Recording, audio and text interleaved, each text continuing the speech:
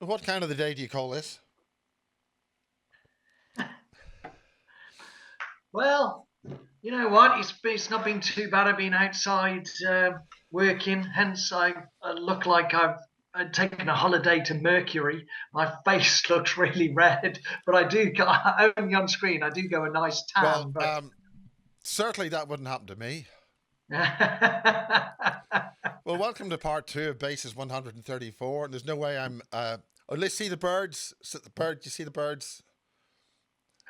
I'm actually on the roof of Alexander Quinn's apartment in South London. right, right, very Some good. people think it's some kind of electron. You see the birds? See, flying away. Oh yeah, yeah, I can see him. I Yeah. can see.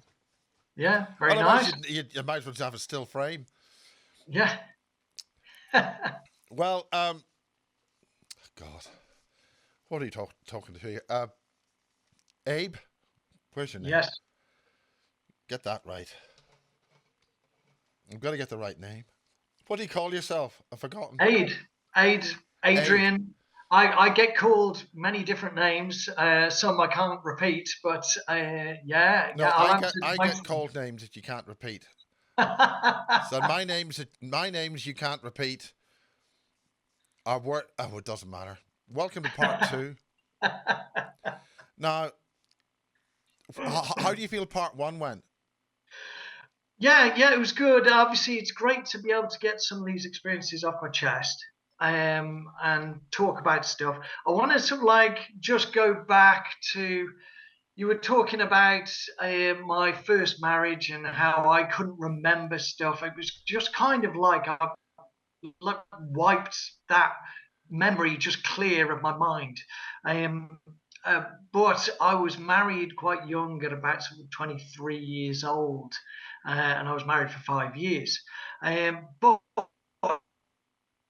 I remember reading a graphic novel when I was a lot younger, and it was of King Arthur, and it was a different take on it, and it was the Guinevere was like this succubus character, this Ah, demonic thing that was just sucking the life out of Arthur. Well, that's kind of how it felt for me, you know. So I've just kind of just wiped that part of my life. so So I has the still, interview helped you remember?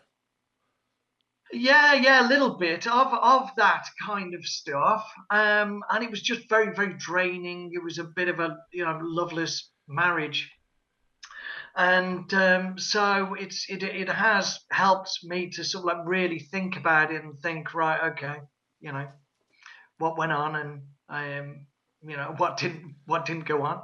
So, I mean, did you think that you were set up for that situation? uh, I Was don't it think a so. natural thing as such? No, no, I don't. I don't think so. We met very young, and then when I didn't want to get married, but then I kind of felt sort of like pushed into it by the families and all that sort of stuff Well, because they, I've never known a situation where the male part of the relationship has been encouraged to marry the female part of the relationship in any other circumstances until you've just said that.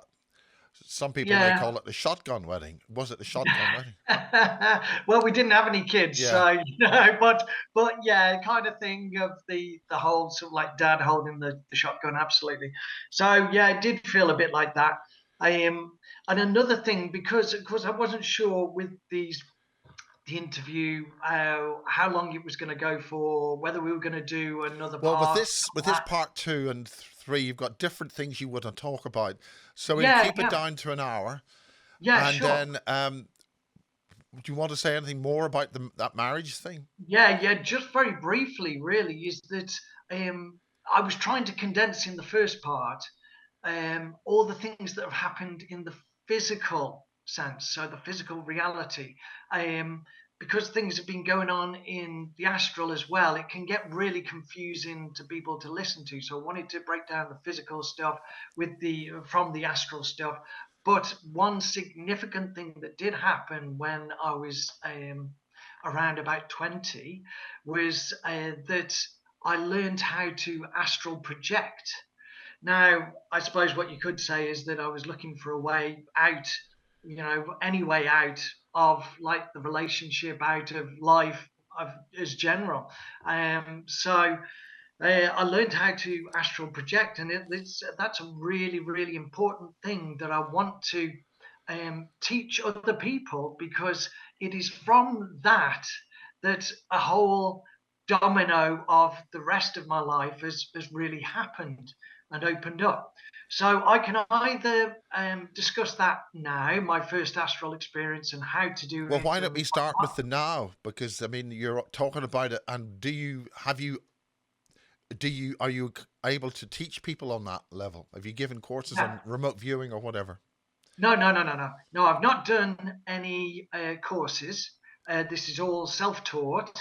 I kind of, like you might expect already from the first interview, is that I'll jump in with feet first and tend to make a lot of mistakes. Some of them are quite embarrassing, but obviously I go out there and I put myself out there, and um, so it's We're what getting a little bit I of know to if we're getting a be little bit of bit absolutely rate lag. So in these 100% true. circumstances, if you could So refrain my from waving your hands around, or I may switch off my okay, camera, but yeah, would that might help? all right. No, no, that's fine. Because at the moment we got a freeze I'll, frame. I'll try not to gesticulate about the first astral experience that I had. And I used to watch with my first wife. We used to watch a program called Most Haunted. It was very popular at the time in the 90s. And that involved people going around various properties that had paranormal activity going on. And there was a guy that was me, and like Derek, or people in this field, is that they start off with the good stuff, but then maybe they get more popular, and they feel strength to start making stuff up, or whatever. I don't know, but some people do, But when with Derek, he had some really good information. And I was watching an interview with him. He was saying that he got a book. I didn't have a book, and it said exactly how you can astral project, because inside. Ah, we've lost. Okay, okay. Let's Right. get on with your actual. Well, Yeah. continue. We lost that. So, Okay. so I got this book that told you exactly how to do it, how to astral project. So rather than read the entire book, I just went to the part that showed you how to do it. So I just read what you had to do, and this is exactly what I did. So I lay down on a bed. You're supposed to keep your arms by your side, close your eyes, slow down your breathing, and try counting from 1 till 10 over and over again.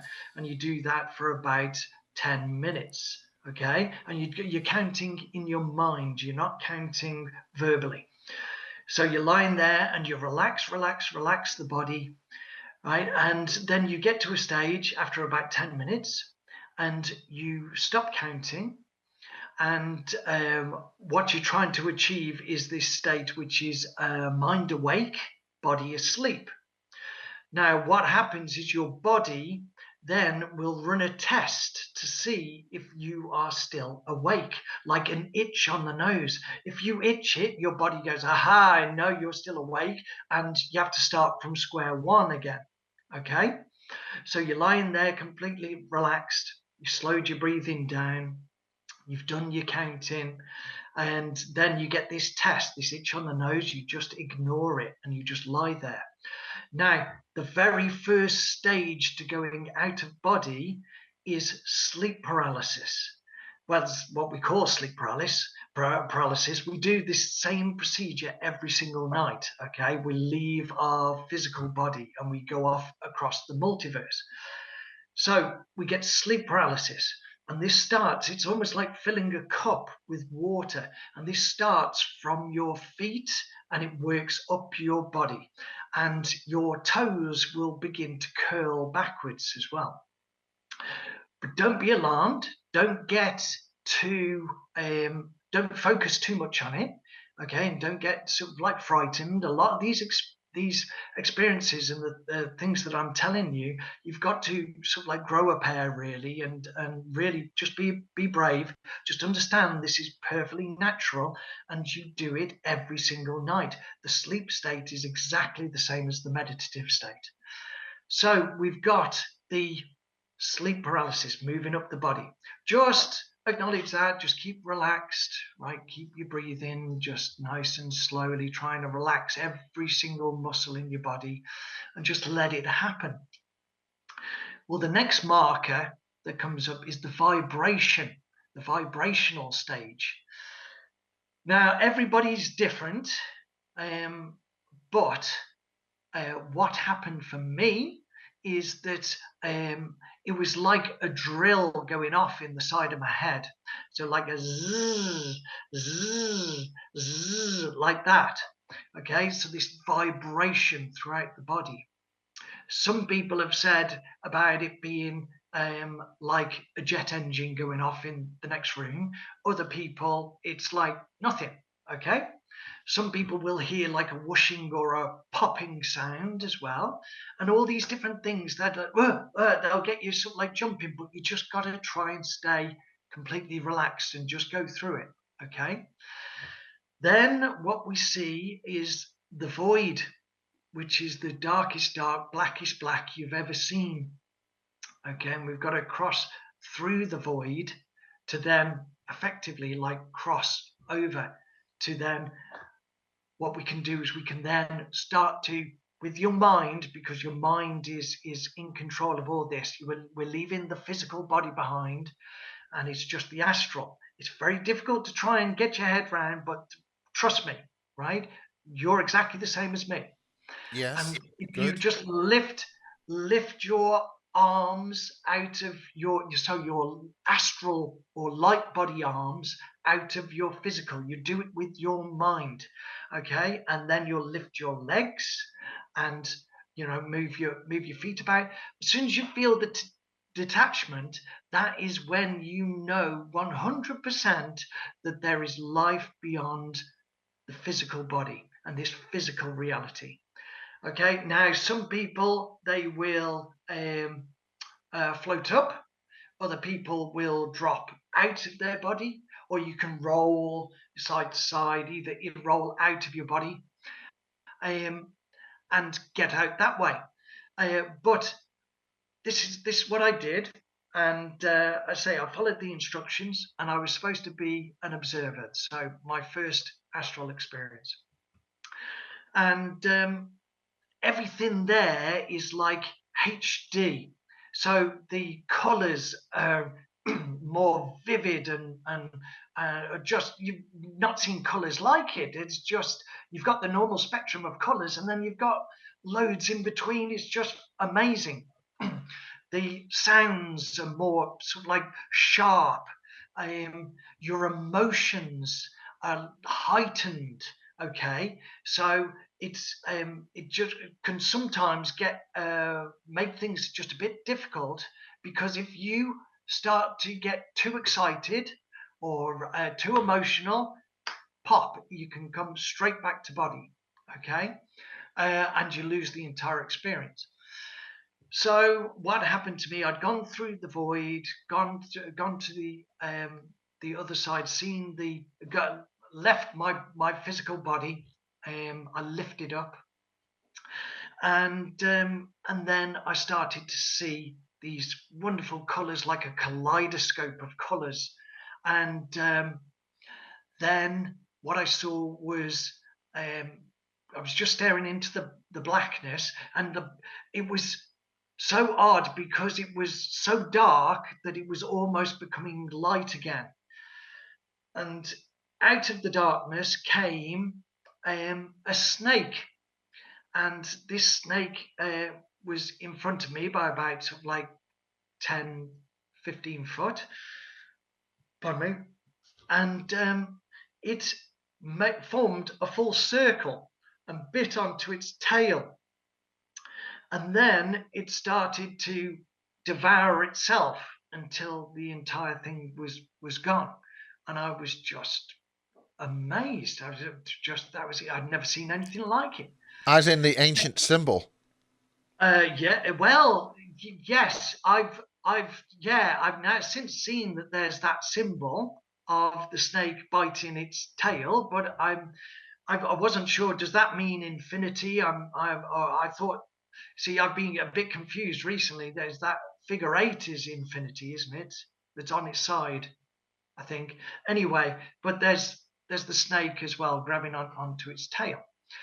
The next thing I saw was coming out the darkness was like a really ornate floor standing mirror, but this was floating in space, so in the darkness, and it was really, really ornate, really detailed, and the the mirror itself rippled like water, and it came in front of me, but it was side on. And again, this was about sort of like 20 foot away, something like that.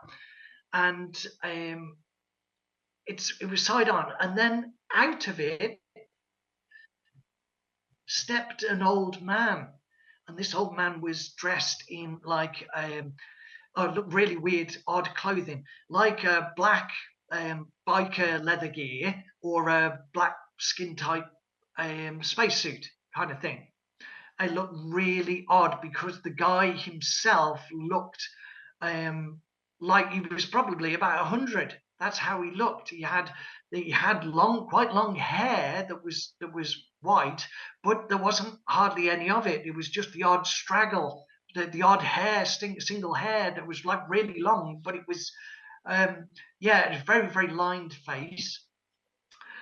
And I'm watching, and then all of a sudden, you see, and this is all sort of side on, then all of a sudden, and he's looking straight at me, and he's locked on, and it is like I'd spent my entire life in the trenches, so to speak, and then I'd peered above the trenches for all to see. And I was racked with fear. And this male reached out to me, and I started screaming inside. But nothing was coming out. I was paralyzed. So I was screaming inside, screaming. Nothing was happening, and this guy was reaching out to me.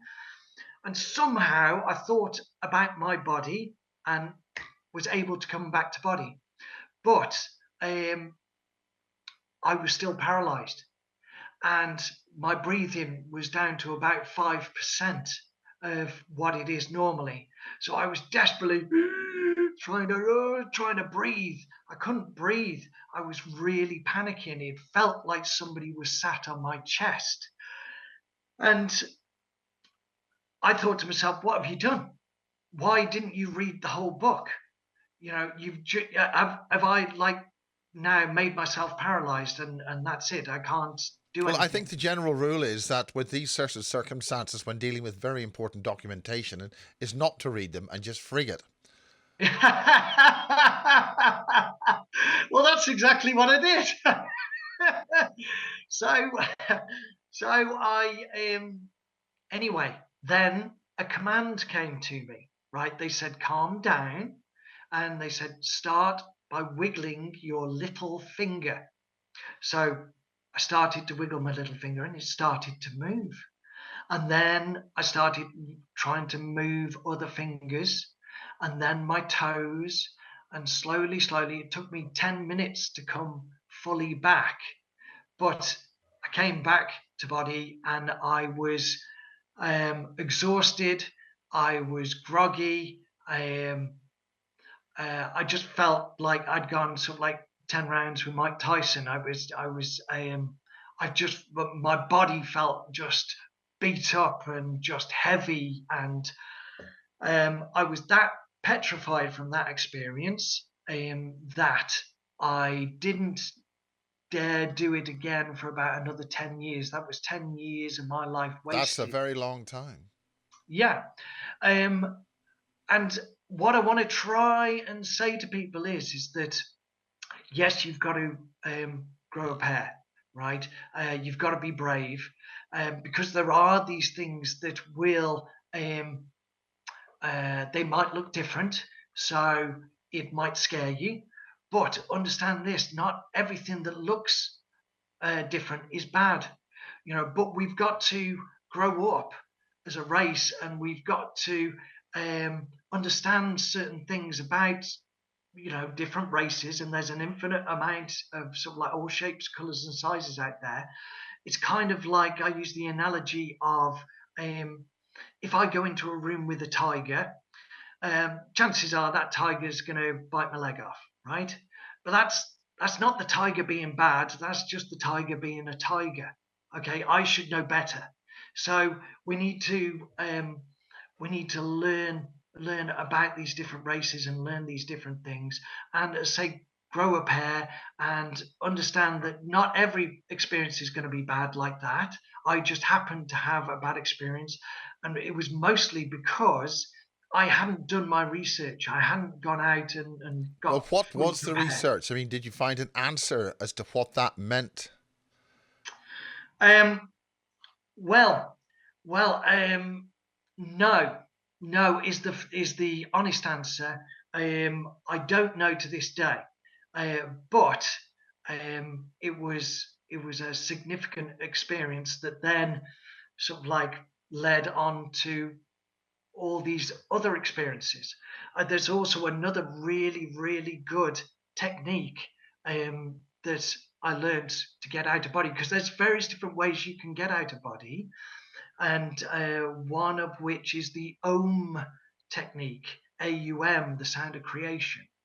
And I was told it was a very, very powerful technique.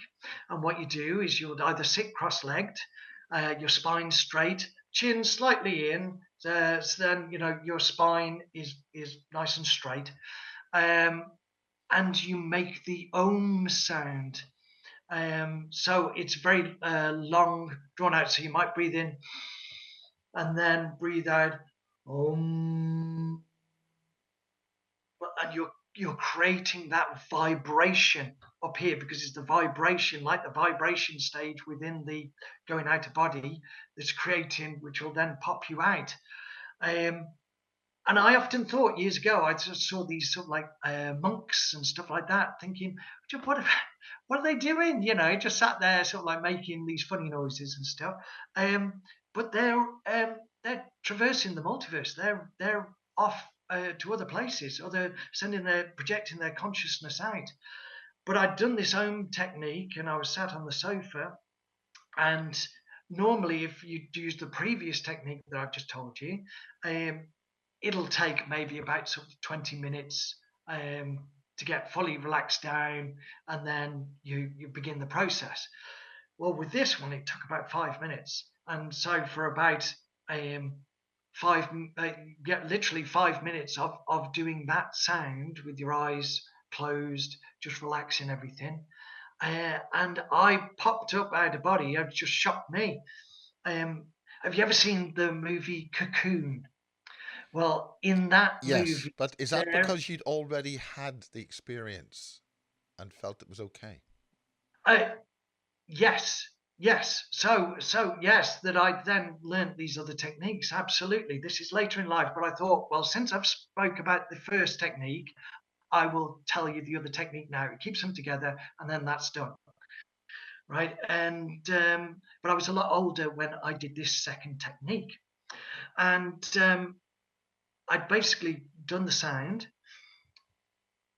and it was like in the movie Cocoon, there is a part where the alien, I don't know, they're on a boat or something, and she takes off her skin, and it just literally falls to the floor, and she inside is this light body, and that's exactly what I felt. It felt like my skin or my body, this weight of this physical existence, was like a robe, and I just like literally just taken it off, fell to the floor, and I shot up. Now I shot up about 30 foot in the air, and um, so much so that I got what I call a belly funny. You know, when you're on like a roller coaster really high up and you look over the edge or the edge of a cliff and Oh, you sort don't of, look over oh, the edge. Oh, yeah, yeah, yeah, that's how it felt. And, but the feeling of that shot me straight back into body. Um, Sometimes as well, if you're out of body, if you think about your body, you will return back to body. It's one of the really frustrating parts of it, because when we're in the sleep state, um, you're effectively unconscious, so you're letting all this process just happen naturally. But of course, when you're consciously awake while it's happening, it's like, you know, all these things are going on. So I think if people try these exercises, go out and do it yourself, not only then will you prove what I'm telling you is correct, but you'll prove for yourself that there's more to this physical existence. Um, and there's nothing better than the real proof. Trying it, proof is in the pudding. Trying it for yourself, you know. So I wanted to get that sort of like out of the way, done and dusted before I sort of like carried on with my tale, so to speak. Let me just have a drink of water. so this is extremely excellent. This is a good learning tool that you're describing this to other people. So proceed. Yeah. Yeah. Um, hope what I'm hoping again by telling the different things, the different experiences that I'm having.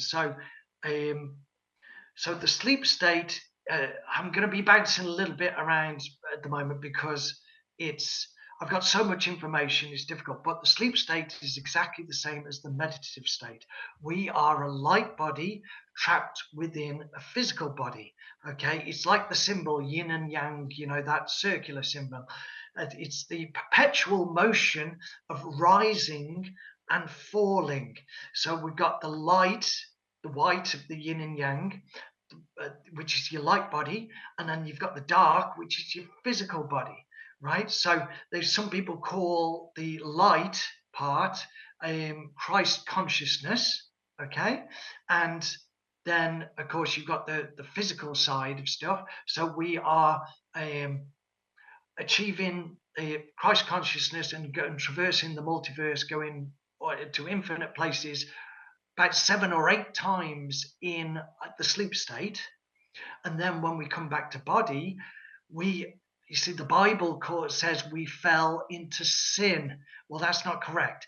We fell into skin. We are effectively, according to the Bible, we are the fallen angels.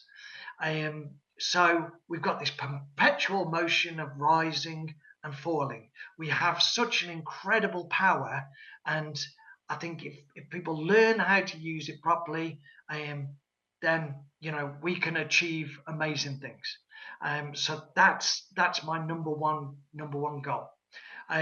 So let me see, where do I want to start? Oh yeah, so while I'm talking about the religious side of stuff, I know this to be true as well because the Bible is coded. I don't consider myself religious. I'm more of a spiritual person, but I've realised that through my years of research that by researching different religious texts, that if you don't look at that, then you're missing big parts of the puzzle. So there was a meeting between Jacob and God. Now, Jacob climbed his ladder, made a ladder or climbed a ladder, and he got together with God. Now, what I'm going to tell you is that when we rise out of body, we've got this stuff called Kundalini energy.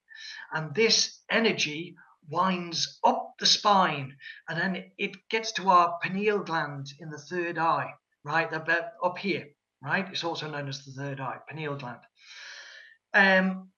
So if you then take that and put it into the code of Jacob meeting God, he climbed his ladder. Well, the ladder is the spine, the human spine. He then went and met God. So he achieved Christ consciousness, right? He then called that place pineal land. Well, this is the pineal gland. Okay, so it's telling us that in order to get close to God, in order to have these incredible experiences, out of body experiences, this is what you have to do. Oh, okay, all right, sorry. Right, okay. So we still on? Yeah, Yeah, it's because I'm just we're aware of the gesticulating. So stop. Keep talking. At the moment, we've got a full yeah, frame, and it'll catch up when it wants to. okay, okay. So Jacob climbed his ladder, which was the spine, exited the pineal gland, achieved Christ consciousness, got closer to God. So it's all there in the Bible. There's another bit of text that's telling as well, which is Which book? Jesus Which book saying in the the lamp Bible? of the body is the eye. It's only one eye. Oh, just so if you put the lamp of the body is the eye, saying it, and he said, when thine eye be single, your whole body will be full of light. Well, he's talking about the same thing, the opening your third eye. Some people that are more versed in the Bible Okay, may we say, got you well, it's back this and now this, with but pictures. got us back. Well, obviously, through my actual physical experience of it all, I've been able to read and decode the text to say, as such, that it's talking about going out of body. And that's what we do every single night. But there is some control measure that's in place here that is like an amnesiac fog that stops us from remembering where we've been in the night and who we truly are. So that's all that I wanted to say on that. I thought, I mean, well, have what you we'll been do is we able to can get go back to any information on that? um, well, basically it's stuff that I've read up on, and it's been something that sort of like has clicked into place, as far as with what I know physically to have learned. So uh, it's not just oh, I believe it's this, or I think that it's this. I know that it's that. So Okay, well, continue. We're doing very yeah, well here. yeah, sure. So let's see. So um, I was talking about I'm trying to do the physical experiences that I've had in my life, and then I might sort of like bounce a little bit back. Um, but I'll try and do it chronologically for you. So I got I got married. I had the divorce around about sort of 2004. I started working for an American company. That was sort of like 2005 to 2009.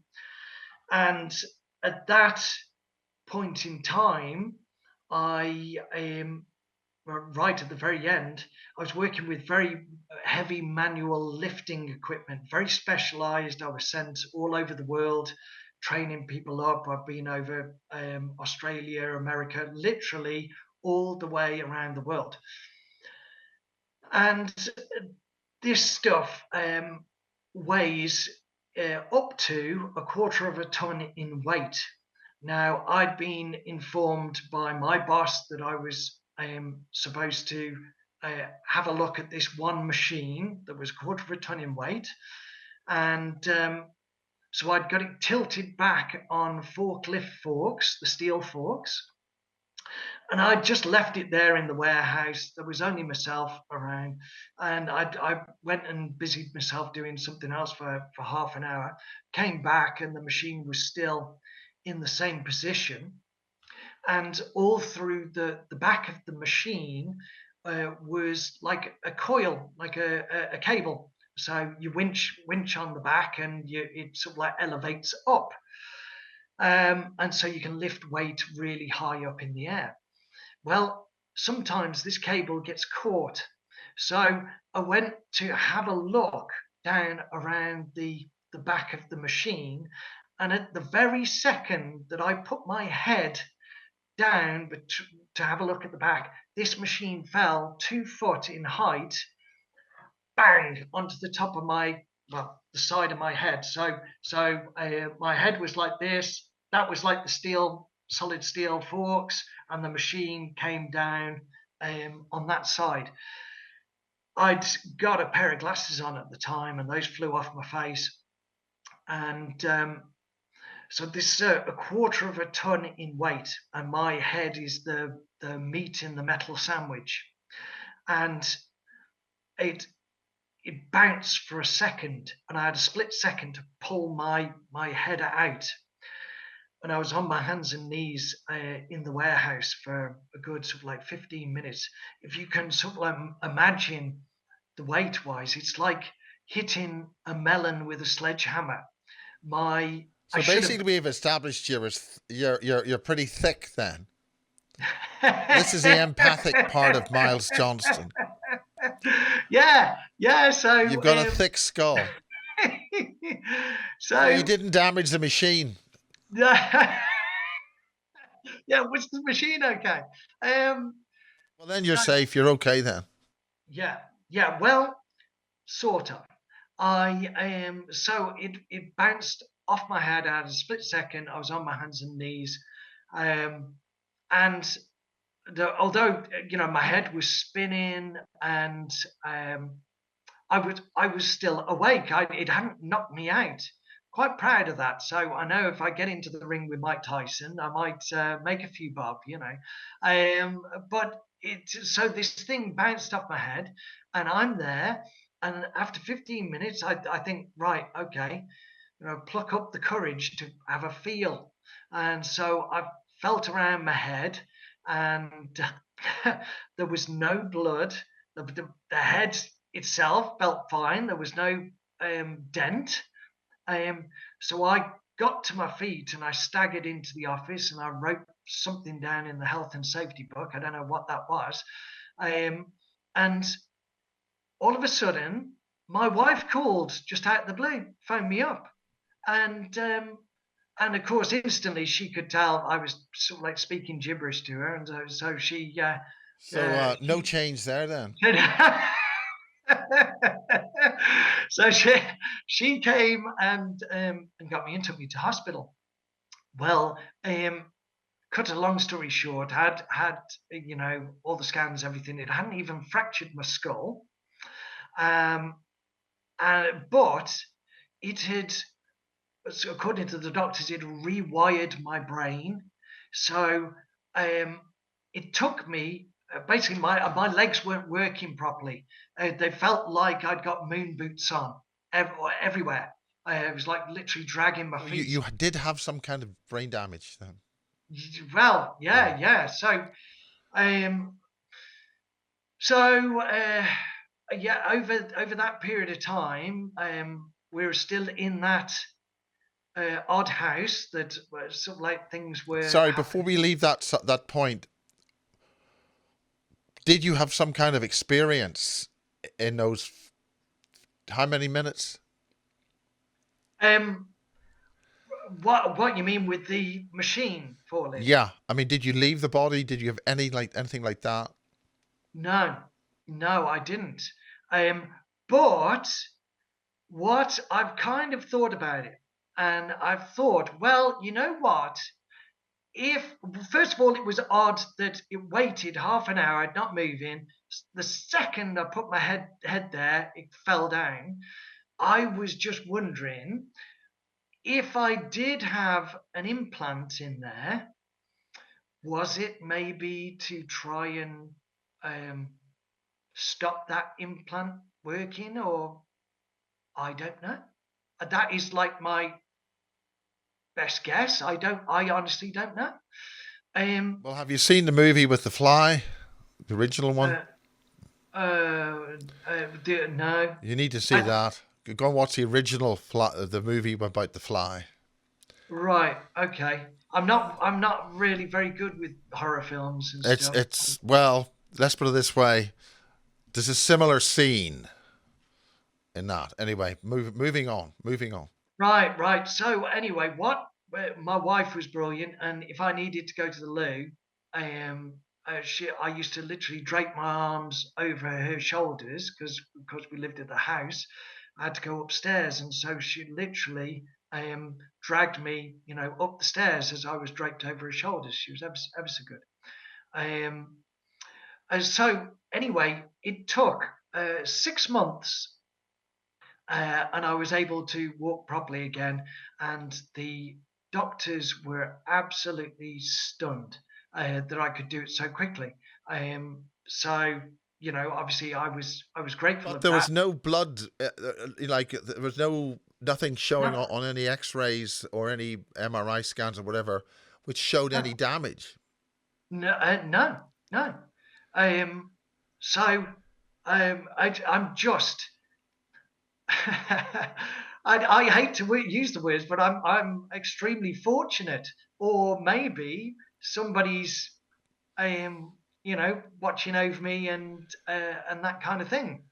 But it happened. I've recovered, so I'm very grateful. Are things But going before to we leave have that, any has repercussions it later in life? have you had has that connected with any experience since then that gave you maybe a reason or something why it happened? Um,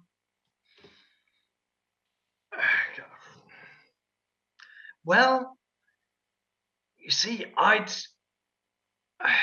no, well, you see, I'd started to get, I was getting more and more being tuned in and getting more and more contact as it goes on, and it was sometimes this like being a daily occurrence.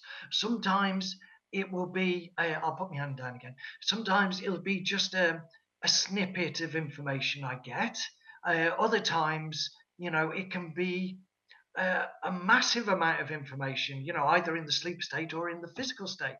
And, so just to say, I'd be working away, and then I heard one snippet was, you must return to Vega, not Vegas, Vega. And I looked around and I was like, well, nobody's there, so it's got to be the telepathic conversation. And I tried to reach out and speak to people, but I didn't get any reply. And another one I got was, you must remember who you are. Um, uh, and beyond that, I've got nothing. Um, you know, I tried again to speak to them, to communicate, and I just got nothing. Um, so I was getting lots of those kind of contacts a lot. Um, and How did the voice that said it sound? Just was it your mind's voice? very, very, it was a man's voice, very um, calming. Um, it it felt like somebody that um, just the way that they spoke felt like somebody that really was either well articulated or well placed. Um, it was um, it didn't feel bad either, so it felt good, felt normal. It didn't feel like something's wrong or Okay, this well, but something let's get unhealthy. on with these experiences that you want to cover. Yeah, sure. So yeah, basically, let's see which one go next. Yeah, so my dad passed away, and that was uh, 2009. So it was just literally I'd had this huge experience of the thing falling on my head, and then it was later on in the year that my dad passed away. Now that was the first time I've ever seen a dead body. I've never seen one in my life, but it was my dad, and he was put into like a separate room. Um, they knew that he was going to die, and so in the hospital he was put into a separate room to get a bit of peace, peace for passing. And we got the call, we went there, and he'd already died. And it was myself, my mum, and my brother, and my wife, and we were stood there. And it's the most odd thing ever, really, um, seeing this shell of a body that um, was once so full of life. And my dad passed away after a good 5 years of his heart slowly packing in, basically. So all four ventricles were just completely done in. So he slowly suffocated to death over a 5 year period. Not particularly nice, but if you can kind of understand, although we were really upset, a whole host of emotions, it was also a bit of relief as well that he got to pass. And so I was stood there looking at his body, and I could hear a man crying. Um, and I looked around. As I say, we were in this separate room, so there was, the door was closed. There was nobody else there, and I recognised the voice, and it was my dad. And so I made my excuses, and I went off to the toilet, and I telepathically sent out the message, Dad, you know, and he was crying. He was upset. He didn't know where he was. He didn't know what to do. Um, and as I say, I'd got a full host of anger, frustration, upset, um, a whole bag of emotions going on. It was a crazy, crazy moment. And then on top of that, I was thinking, well, is this the one that's finally sent you mad? Have you finally gone mad now? And so he wanted to know what to do. And and I hadn't got the resources then.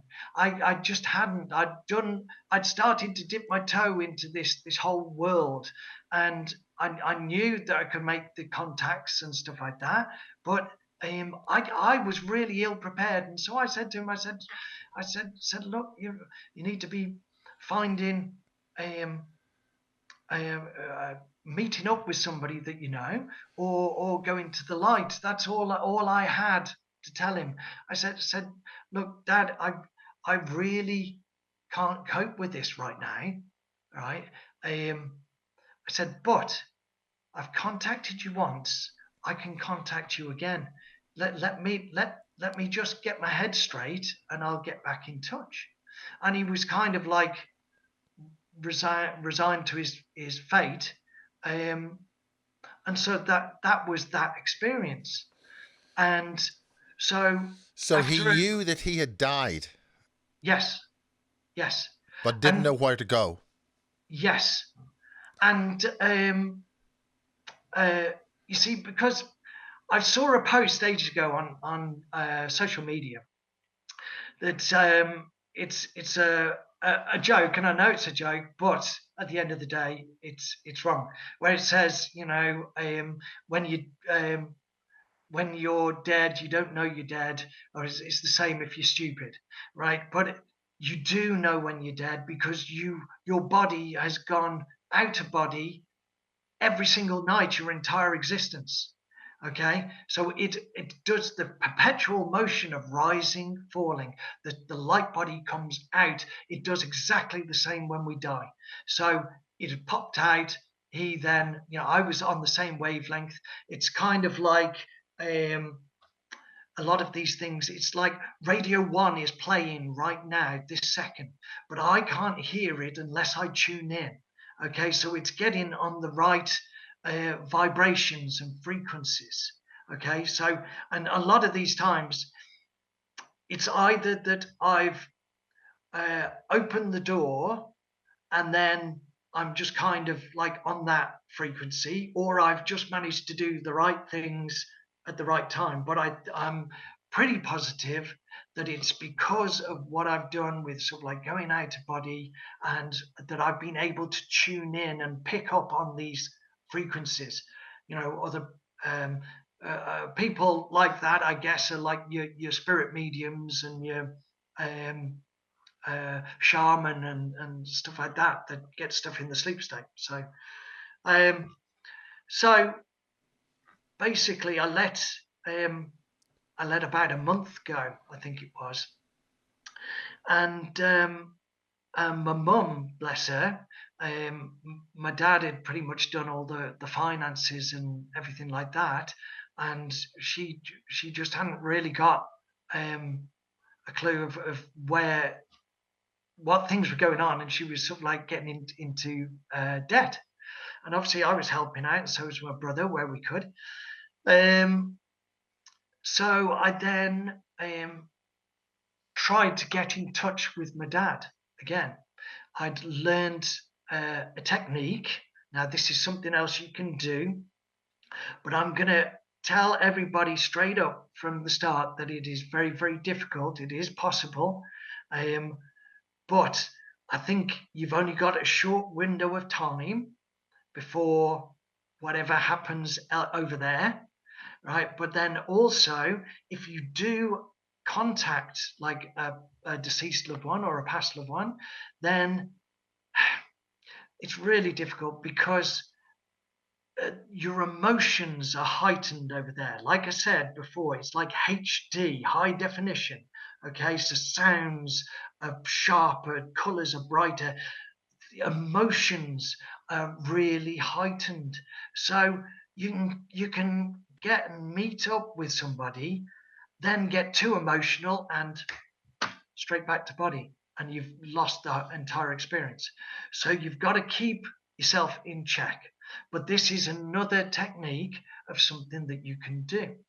Now, what you do, let me just explain, is that we are essentially the creators. Okay, we create here in the physical, but it's a lot more dense, and you need to get a lot of people thinking the same way to create things faster. This is why the cabal is just has learnt this trick and uses it again and again and again against us. They're using And the our trick is they trick us and they get us to do their work for them. absolutely. So we've got this creator spark inside of us. Okay, if you're religious, then I learned a story ages ago about sort of like God wanting to splinter himself itself into billions of pieces and put a shard into each human. And so we've got this creator spark that then wants to return. It's just a story. But the creative force part is true. So we can all create and manifest stuff, right? But sometimes it doesn't quite go according to plan, and sometimes it might take longer than you expected. Other times you're doing everything right. You've eaten the right foods. You've done just everything possibly you can, and things will happen quickly or instantaneous. It's kind of like if you watch the little boy walking on the wall, and you're thinking, he's going to fall over, he's going to fall over, he's going to fall over. Then he falls over. right? And that is you creating that situation into reality. So, in order to speak to a past loved one, what you'll need to do is you need to create a a safe space, a space that they love and they've always enjoyed. Um, for my dad, it was his bungalow. So what you do is you close your eyes, and then I want you to literally in your mind think about creating the path down the garden. See in your mind's eye, create it, right? Each slab or the actual path running right down the garden, the flowers in the garden. You might come to the gate, you then create the gate, you look at the door, the front door to the handle. You might go through the door and then you go into the kitchen, and on the kitchen you see the dressing table with the saucers and the cups, and you create it meticulously. You go right the way through that space, right? And what I did was create my dad's bungalow, and then I sat there in the lounge and I projected out the intention that I wanted to meet my dad. I want to hug my dad. I want him to hug me. I want to feel him hugging me. I want to hear his voice.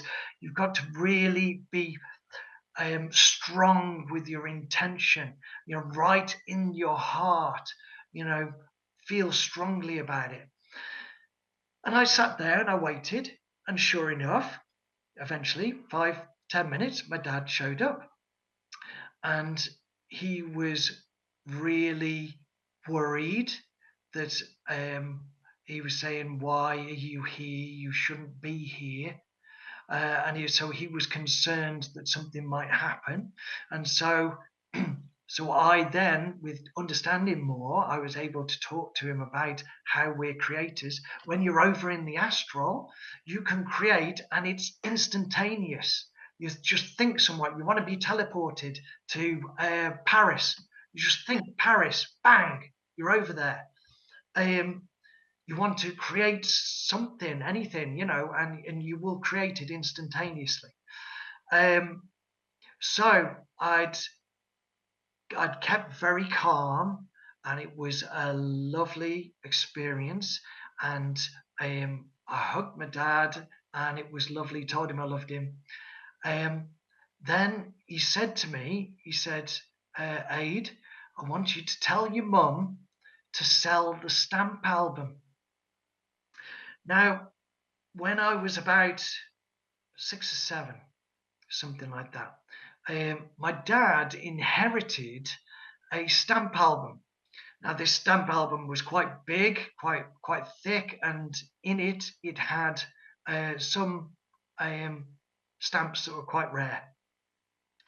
And this had been sort of like put away in a cupboard, and that's the last that I heard of it. I say about sort of like 7 years old, so I was probably more interested in Pac-Man than I was in stamps. So he told me that, and so anyway, we said our goodbyes, and he left, and I came back to body.